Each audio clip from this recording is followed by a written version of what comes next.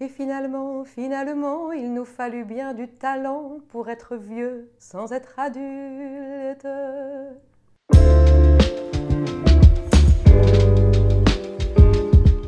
Bonjour, je suis Marouchka Lemoin.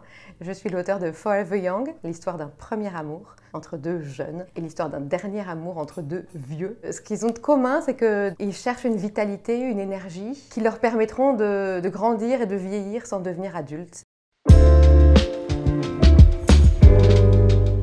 C'est un souvenir au collège, on avait un prof de russe assez particulier. Je me souviens qu'une fois, ce prof m'avait dit « mais Lemoin, vous avez du style, vous écrirez ». Ce qui, à l'époque, m'avait paru complètement improbable parce que je n'avais pas du tout cette ambition-là. Et force est de constater plusieurs années après qu'il n'avait pas tort. J'ai un plaisir coupable qui est le dictionnaire des synonymes et plus précisément le Crisco en ligne. Et donc très fréquemment, lorsque je bute sur un mot, je vais par plaisir ou par acquis de conscience voir s'il n'y a pas mieux. Et je peux passer un temps vraiment monstrueux à sous-peser chacun des mots de la liste du Crisco qui peut parfois être très longue. Et c'est ma méthode de travail. Pour ma part, je ne crois pas être quelqu'un de très inspiré. Je suis une vilaine stacanoviste, donc je me mets à table, j'essaie de garder des plages horaires que je respecte. Et je trouve que c'est assez drôle parce que parfois, les passages sur lesquels j'ai le plus buté, où je me suis dit « oh, voilà, vraiment ça vient pas », sont ceux sur lesquels j'ai des commentaires positifs après.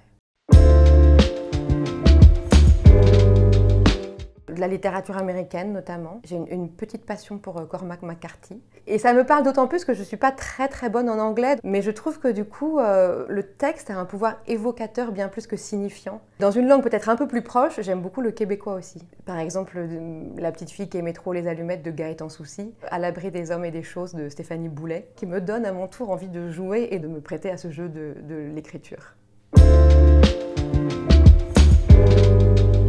Du plaisir avant toute chose. Et derrière ce plaisir, je pense qu'il y a de la puissance. Parce que dans le monde, on est souvent contraint par le reste du monde, notamment autrui, qu'on ne comprend pas ou qu'on comprend mal. Alors que dans la littérature, quand on écrit, on décide d'absolument tout.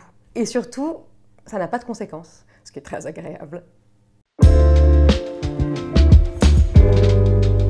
Se lancer peut-être en surmontant toutes les images qui peuvent être un peu inhibantes de mythes littéraires. L'un de mes personnages dans le roman vit avec un panthéon d'auteurs en tête et tout ça, à mon sens, peut parfois être vraiment empêché de s'y mettre et d'accepter de faire un premier roman, une première esquisse qui ne soit pas géniale. Désacraliser la littérature peut aider, à mon sens.